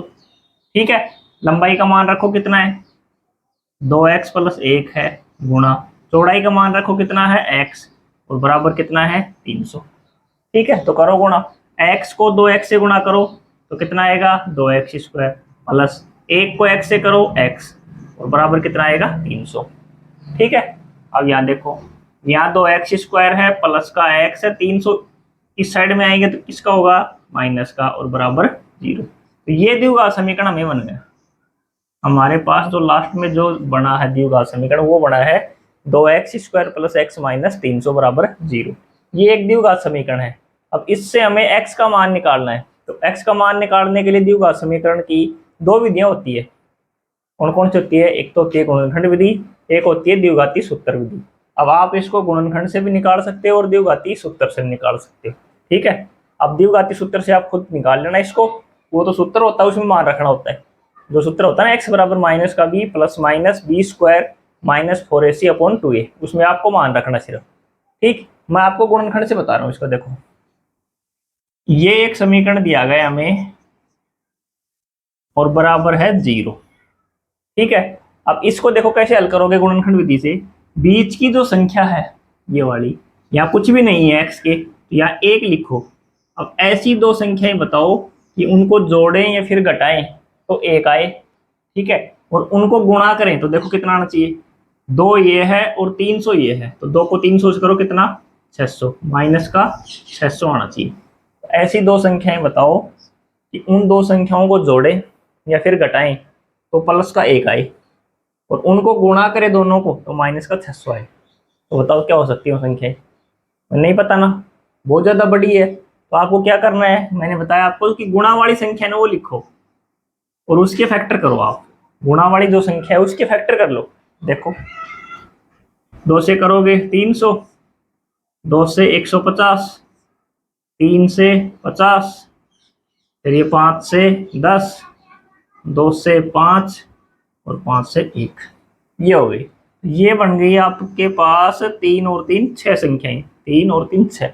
अब इन 6 संख्याओं से हमें 2 संख्याएं बनानी है, हमें तो 2 ही संख्या चाहिए। देखो कैसे बनाओगे, या तो ये करो 4 4 तिया 12, तीनों को गुणा करो, नीचे वाले 3 करो 10 और ये 50। देखो ये तो बहुत बड़ा मान हो गया भाई, 12 और 50 को जोड़ेंगे तो भी 1 नहीं आएगा, घटाएंगे तो भी 1 नहीं आएगा, 1 आना चाहिए। इन दोनों संख्या बराबर से होनी चाहिए, वैसे देखनी है। देखो ये तो नहीं होगी। अब यहाँ देखो ये हो गया 4 और ये हो गया 12 और ये ले जैसे 12 और ये 2 24। ठीक है, इनको ले लिया 4 4 तिया 12, एक ये 2 ले लिया तो ये हो गया 24। अब इन 2 5 को लो, ये हो गया 25। ये हो सकता है, देखो दोनों को पर जोड़ने से तो 49 होगा, लेकिन घटाने से देखो ना 1 आ रहा है ना, 1 ही तो चाहिए। तो ऐसी संख्या बनानी हमें इससे। और भी बना के दे सकते हैं कि कौन कौन सी बन सकती हैं। जैसे यहाँ हम ये न लेके, जैसे ये 4 3 और ये 5 ले ले, फिर ये 2 ले ले, लेकिन ये बहुत बड़ा हो जाएगा, 10 तो छोटे हो जाएगा, एक तो नहीं बचेगा ना। तो इस प्रकार से हम इसको बना के देख सकते हैं। तो वो दो संख्याएं कौन कौन सी हैं, एक तो है 24 और एक है 25। उन दोनों संख्याओं को घटाएंगे तो एक बचेगा, और गुणा करेंगे तो कितना आएगा, 600 आएगा। 24 को 25 से गुणा करो, कितना आएगा 600, और घटाओगे तो कितना बचेगा, एक। अब एक किसका चाहिए, प्लस का, तो यहाँ तो लिखो प्लस और यहाँ लिखो माइनस। अब 25 प्लस का है, 24 माइनस का है, तो प्लस का क्या बचेगा, एक बचेगा। तो वो दो संख्याएं क्या होगी, 25 और 24। ये तरीका है गुणनखंड विधि का। ठीक है, तो यहाँ लिख देंगे, यहाँ लिखेंगे 2x², 24 किसका था, माइनस का ना, 24x, और प्लस का 25x, माइनस 300 बराबर 0। अब देखो चार संख्या हो गई है, 2 ये और 2 ये, इनमें बोलो क्या कॉमन है, यहाँ 2 है, यहाँ 24 है, तो 2 कॉमन हो जाएगा। यहाँ x है, यहाँ भी x है, तो 2x। 2x में 2x² में 2x का भाग देंगे तो क्या बचेगा, एक अकेला x बचेगा, माइनस 24 में 2 का भाग देंगे कितना आएगा, 12, और x कट जाएगा।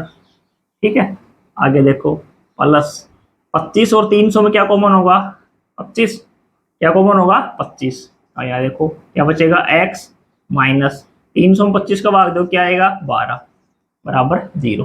देखो दोनों ब्रैकेट, x माइनस 12 एक तो, और यहाँ होगा 2x प्लस का 25 और बराबर 0। दोनों 0 के बराबर हैं, तो रखो x माइनस 12 बराबर 0 और 2x प्लस 25 बराबर 0। x बराबर क्या होगा, ये 12 प्लस का हो जाएगा, और ये 2x, 25 किसका होगा, माइनस का, x बराबर माइनस का 25/2। अब x हमने क्या मानी थी, चौड़ाई, लंबाई चौड़ाई क्षेत्रफल ये माइनस में होते नहीं है, तो ये तो नहीं होगा x का मान, तो x का मान कितना होगा 12। अब x क्या मानी थी, चौड़ाई, तो यहाँ लिख देंगे चौड़ाई, तो चौड़ाई बराबर होगी 12 मीटर। और लंबाई बोलो क्या मानी थी, 2x, तो 2 का तो 2, x का मान 12 प्लस 1, ये कितना हो गया 24, और एक 25, ये हो गया 25। ठीक है, तो यही पूछा था हमसे लंबाई और चौड़ाई, तो चौड़ाई तो 12 है और उसकी लंबाई 25 मीटर है। ठीक है, अब ये जो मान आपने निकाले, आप इनको चेक कर सकते हैं कि ये मान आपके सही है या गलत है। देखो कैसे करोगे, लंबाई और चौड़ाई दोनों आई हैं 24 और 25, तो क्षेत्रफल क्या होता है, लंबाई गुणा चौड़ाई, तो 25 को 12 से गुणा करो, कितना आएगा, 25 को 10 से करेंगे 250, और 25 दूनी 50, 300, तो कितना आएंगे 300। आने कितने चाहिए 300, यही तो कह रहा है कि क्षेत्रफल 300 है, तो सही है ना। ये है हमारा चेक करने का तरीका इसको। ठीक है, तो अब चलते हैं जो उदाहरण नंबर है 7 पे। देखो उदाहरण नंबर 7 है, द्विघात समीकरण 2x² माइनस 4x प्लस 3 बराबर 0 का विविक्तीकर ज्ञात कीजिए और फिर गुणों की प्रकृति ज्ञात कीजिए। तो दो चीज निकालने हमें इस क्वेश्चन में, पहले तो इसका निकालना विविक्तीकर यानी डिस्क्रीमेंट डी का मान निकालना है, और फिर निकालनी है मूलों की प्रकृति। ठीक है, देखो सबसे पहले जो दिया गया द्विघात समीकरण वो लिखो, 2x² माइनस 4x प्लस 3 बराबर 0। ठीक, अब इससे ए बी सी का मान लिखो, 3 मान होते हैं ए बी और सी। देखो कौन कौन से होते हैं, x² के जो गुणा में होता है वो होता है ए का मान 2 है, x के जो गुणा में होता है वो होता है बी माइनस 4, बाकी बचा हुआ जो एचर है वो सी होता है, तो सी का मान 3, ए बी सी हो गया। अब हमसे पूछा विभक्ति कर, तो यहाँ लिखेंगे विभक्ति कर या डी, उसका सूत्र होता है b² माइनस 4ac। विभक्ति का डी निकालने का सूत्र होता है b² माइनस 4ac। देखो b का मान रखो -4 का स्क्वायर, -4, a का मान 2, c का मान 3, 4 को 4 से 16, 8 और 8 दिया 24। देखो जुड़ेंगे घटेंगे, ये प्लस का ये माइनस का, दोनों साइन अलग अलग हैं, तो क्या होगा घटेंगे, 24 में से 16 गए कितने बचेंगे, 8 बचेंगे, और किसके बचेंगे, माइनस के। तो विभक्ति कर का मान कितना आ गया, माइनस का 8, एक तो हो गया। अब पूछा है मूलों की प्रकृति। अब देखो मूलों की प्रकृति के लिए जो b² माइनस 4ac है, यानी जो d है, इसका मान यदि 0 से बड़ा हो, या फिर b² माइनस 4ac का मान जीरो हो, या फिर बी स्क्वायर माइनस 4ac का मान जीरो से छोटा हो। यानी ये तो प्लस में होगा, ये जीरो होगी और ये माइनस में होगा। तीन कंडीशन हो सकती हैं कि जो हम बी स्क्वायर माइनस 4ac का मान निकालें तो वो या तो प्लस में आ सकता है, जीरो से बड़ा हो सकता है, या फिर वो मान जीरो हो सकता है, या फिर वो मान जीरो से छोटा यानी माइनस में आ सकता है। ठीक, तो अब देखो क्या क्या होगी मूलों की प्रकृति। यदि बी स्क्वायर माइनस 4ac का मान जीरो से बड़ा हो यानी प्लस में हो तो मूल वास्तविक होंगे। मूल कैसे होंगे? वास्तविक होंगे, यानी मूलों का अस्तित्व होगा, यानी मूल हम निकाल सकते हैं। मूल वास्तविक होंगे और असमान होंगे। मूल वास्तविक और असमान दोनों अलग अलग होंगे, यानी x के दो मान आएंगे वो दोनों अलग अलग आएंगे। ठीक, दूसरी बात, जब बी स्क्वायर माइनस 4ac का मान जीरो हो तो मूल वास्तविक होंगे, पहले वाले में वास्तविक होंगे और दूसरे में वास्तविक होंगे। या दोनों मूल असमान है या दोनों मूल क्या होंगे? समान होंगे। ये फर्क है, यहाँ भी वास्तविक यहाँ भी वास्तविक, यहाँ असमान और यहाँ समान होंगे, दोनों जीरो होगी तो क्या होगा? समान होंगे। अब तीसरी देखो, जब बी स्क्वायर माइनस 4ac का मान जीरो से छोटा हो यानी माइनस में हो तो मूल वास्तविक नहीं होंगे।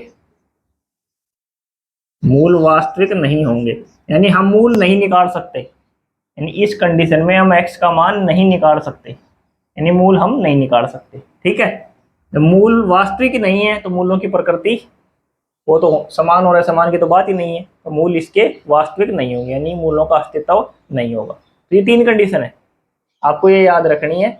जब बी स्क्वायर माइनस 4ac का मान जीरो से बड़ा हो यानी प्लस में हो तो मूल वास्तविक और असमान होंगे। जब बी स्क्वायर माइनस 4ac का मान जीरो हो तो मूल वास्तविक होंगे और समान होंगे। जब बी स्क्वायर माइनस 4ac का मान जीरो से छोटा हो यानी माइनस में हो तो मूल वास्तविक नहीं होंगे, यानी मूलों का अस्तित्व नहीं होगा।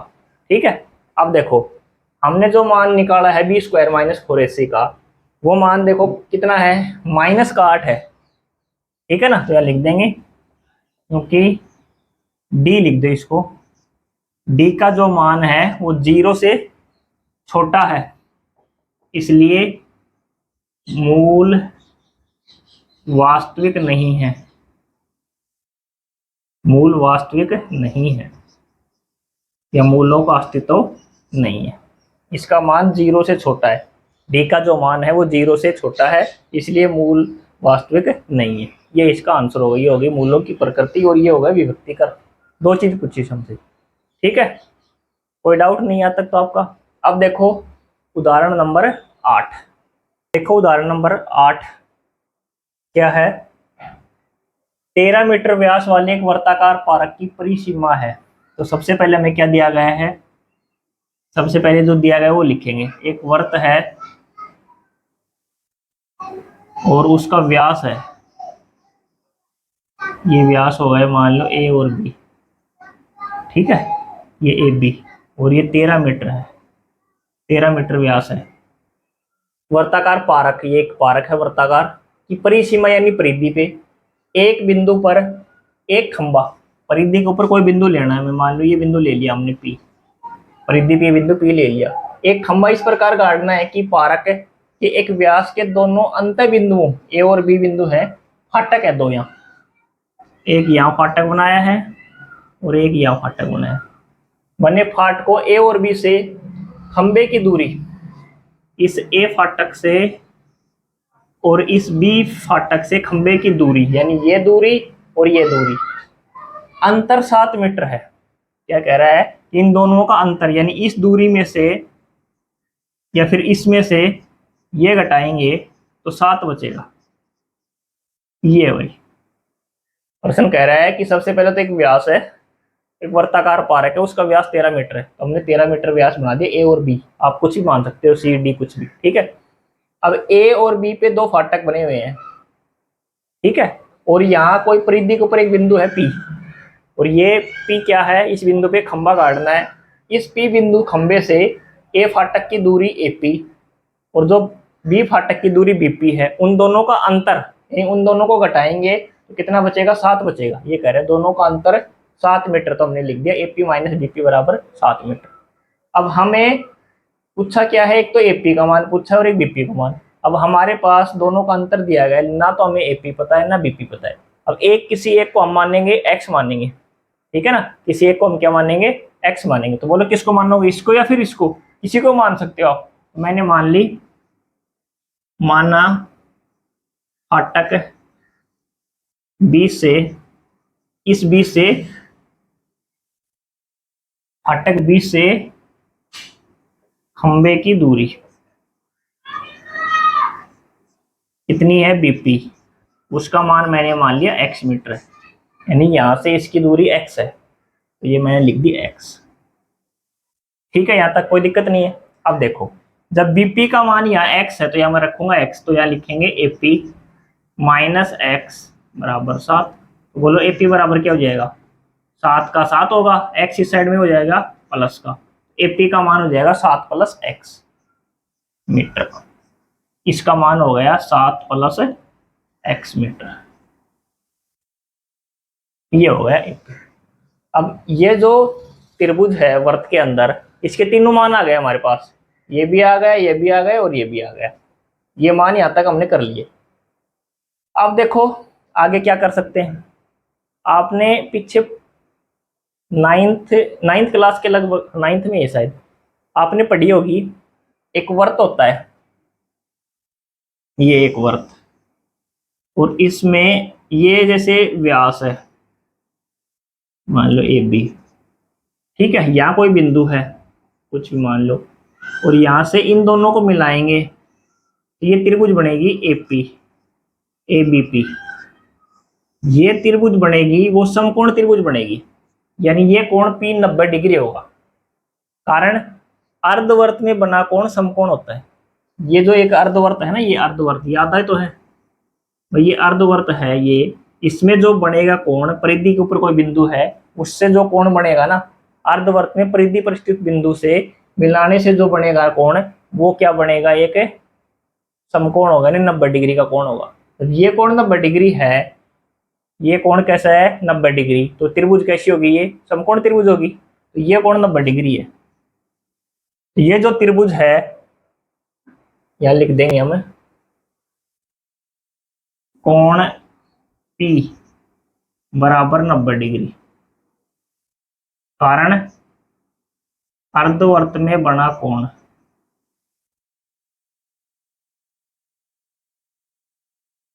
अर्धवर्त में बना कोण समकोण होता है। क्या होता है, समकोण, इसलिए ये कोण कैसा है 90 डिग्री, तो इसलिए लिख देंगे, इसलिए त्रिभुज ए पी बी एक समकोण त्रिभुज है, एक समकोण त्रिभुज है, एपीबी एक समकोण त्रिभुज है, ये एक समकोण त्रिभुज है। अब ये यदि एक समकोण त्रिभुज है, तो समकोण त्रिभुज की जब भी बात आएगी प्रश्न में कभी भी, तो वह हमेशा याद रखना आपकी पाइथागोरस प्रमेय लगेगी।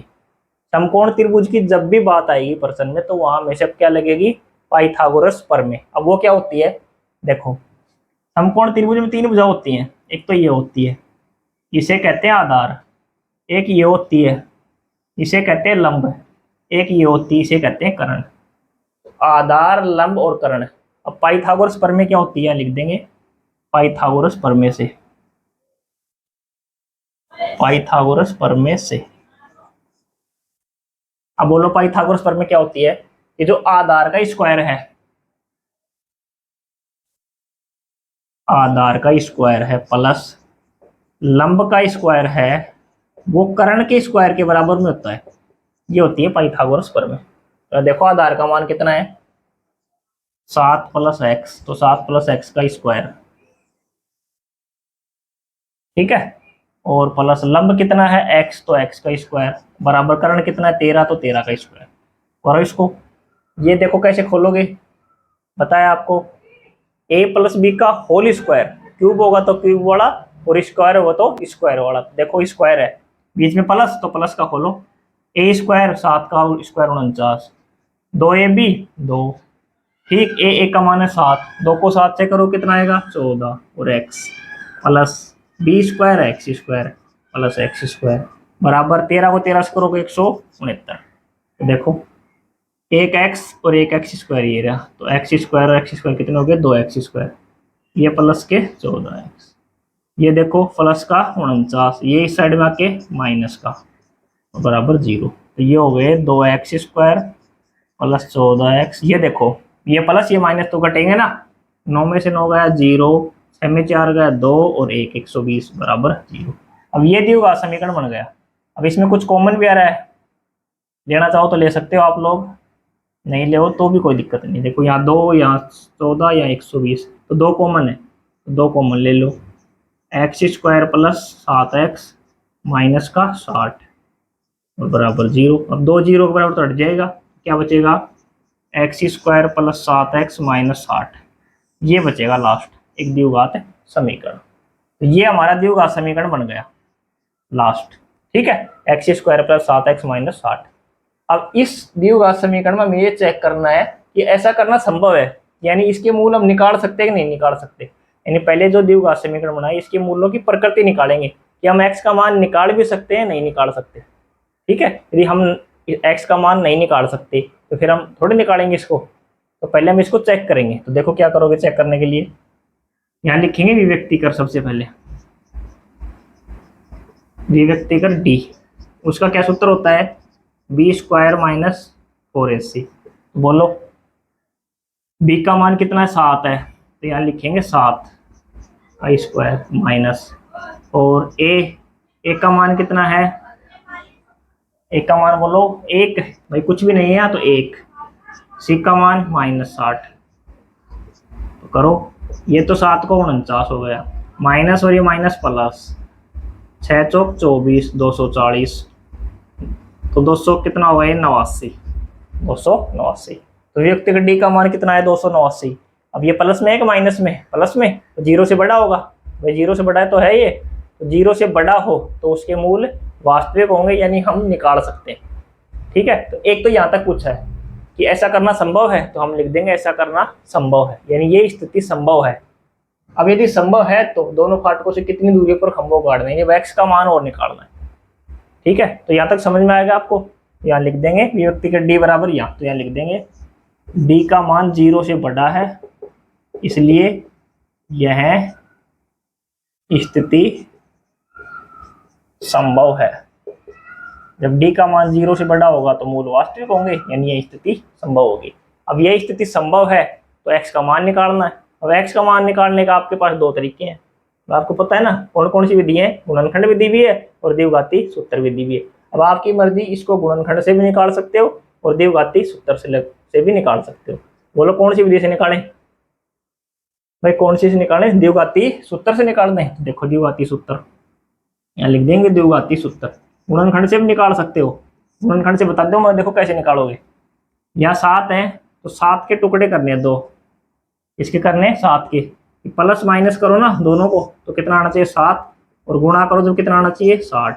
बोलो क्या हो सकती है, भाई बताओ क्या हो सकती है, क्या होंगी, 12 और 5। देखो कैसे आई, 60 के फैक्टर करो, 2 30, 2 15, 3 5 5 और 1। तो यहाँ देखो 4 की कितनी बनानी है 2, तो या तो यह बन सकती है 4 और 15, दोनों को गुणा करें, इन दोनों करें, नहीं ये तो नहीं हो सकता। 4 4 12 और 5, ये हो सकता है, कितना आएगा 7 ही तो आएगा। तो इसको आप गुणनखंड से भी कर सकते हो, द्विघाती सूत्र से भी कर सकते हो, मैं आपको बता रहा हूँ द्विघाती सूत्र से, ठीक है। तो यहाँ लिख देंगे द्विघाती सूत्र से। इस प्रश्नावली में एक चीज याद रखना कि प्रश्न में जब तक नहीं लिखा हो ना कि गुणनखंड से निकालो या फिर द्विघाती सूत्र से, तो आप कोई सी विधि भी लगा देना, कोई दिक्कत नहीं, उतने ही नंबर मिलेंगे आपको एग्जाम में, ठीक है। और यदि लिखा हो ना कि गुणनखंड विधि से, तो गुणनखंड विधि से ही करना आपको। तो यहाँ द्विघाती सूत्र बोलो क्या होता है, x बराबर माइनस, पहले सूत्र लिखो b√b² माइनस 4ac और अपॉन 2a। तो यहाँ देखो माइनस का माइनस, b का मान बोलो कितना है, यहाँ देखो 7, तो माइनस का 7 प्लस माइनस। अब यहाँ √b² माइनस 4ac का मान हम दोबारा नहीं निकालेंगे, क्यों, अभी हमने निकाला है। देखो ये तो मान रखेंगे, यहाँ होगा 289 बटे 2, और 1 का मान देखो यहाँ कुछ भी नहीं है तो 1, क्या आएगा ये बोलो माइनस का तो 7 प्लस माइनस 289 का कितना होता है रूट, 289 का होता है 17 और बटे 2 को 1 से करोगे 2। अब यहाँ दो साइन, एक तो प्लस है एक माइनस है, तो दोनों लिख देंगे हम यहाँ। पहले तो क्या लिखेंगे, x बराबर -7 प्लस का 17, ठीक। दूसरा लिखेंगे, ये लिख दिया। अब दूसरा ये लिख देंगे x बराबर माइनस का 7 और माइनस का 17 बटे 2। करो इनको, ये देखो दोनों अलग अलग साइन है, अलग अलग है तो दोनों क्या होंगे, घटेंगे। 17 में 7 का कितना बचेगा 10, 10 बटे 2 यानी कितना आएगा 5। ये देखो दोनों साइन सेम है तो क्या होंगे, ये जुड़ेंगे तो ये कितने होंगे 24, सॉरी 24 बटे 2। 17 और 3 20 और 4 24, तो ये होगा कितना माइनस का 12। अब x का मान माइनस में हो नहीं सकता तो x का मान कितना आएगा 5। तो x क्या मानी थी हमने, ये दूरी, तो ये दूरी 5 है तो ये दूरी कितनी होगी 7 प्लस x, तो 7 प्लस x का मान कितना 5, तो ये दूरी कितनी होगी 12। तो दोनों फाटकों से दूरी पूछी थी हमसे, यानी बीपी का मान पूछा था तो यहाँ लिख देंगे, इसलिए बीपी बराबर तो आएगा 5 और एपी बराबर कितना आएगा 7 प्लस 5, तो ये कितना होगा 12। ये दो दूरी हमसे पूछी थी, ये दोनों हमने निकाल दिया, यानी इसका मान और इसका मान, ये तो 5 आ गया और ये कितना आ गया 12 आ गया। ठीक है, यहाँ तक। ये क्वेश्चन काफ़ी लेंथी है, आप इसको एक बार देख लेना, फिर भी कोई डाउट हो तो आप पूछ सकते हैं। बाकी मेरी तरफ से कोई डाउट नहीं है, बिल्कुल मैंने आपको बहुत शानदार तरीके से बताया कि एक चीज़ को पूरा स्टेप बाय स्टेप। सबसे पहले इसमें इंपॉर्टेंट यही चीज़ है, यदि ये चीज़ आपको समझ में आ गई ना यहाँ तक, इसके आगे कोई दिक्कत नहीं है। इसमें दो चीज़ ध्यान रखना कि एक जो अर्धवर्त होता है ना, अर्धवर्त, उसमें परिधि पे कोई बिंदु होगा ना, तो उस बिंदु से और दो ये जो व्यास है ना, यहाँ से दोनों रेखाओं को मिलाएंगे तो त्रिभुज बनेगी ना, वो एक समकोण त्रिभुज होगी। क्यों, ये जो कोण होता है ना परिधि पे बने हुए जो बिंदुओं का कोण है, ये कोण 90 डिग्री होता है। अर्धवर्त में जो कोण बनता है वो 90 डिग्री बनता है। तो ये क्या होगी, पाइथागोरस प्रमेय से समकोण त्रिभुज होगी ये, और वहाँ पाइथागोरस प्रमेय से हम इसका x का मान यानी द्विघात समीकरण बना देंगे, फिर उसको हल करना आपको द्विघाती सूत्र या गुणनखंड विधि से। ठीक है, अब चलते हैं इसके लास्ट क्वेश्चन, उदाहरण नंबर 9 पे। देखो उदाहरण नंबर 9, समीकरण दिया गया है 3x² माइनस 2x प्लस 1/3 बराबर 0 का विभक्तिकर ज्ञात कीजिए। पहले तो यानी डिस्क्रीमेंट डी का मान निकालना है, फिर मूलों की प्रकृति ज्ञात कीजिए, यदि वे वास्तविक हैं तो उन्हें ज्ञात कीजिए, यानी मूल भी निकालने हैं। तीन चीज निकालनी है, पहले निकालना है विभक्तिकर डिस्क्रीमेंट डी का मान, फिर मूलों की प्रकृति, यदि वो वास्तविक हैं तो फिर मूल भी निकालने। देखो सबसे पहले लिखेंगे हल।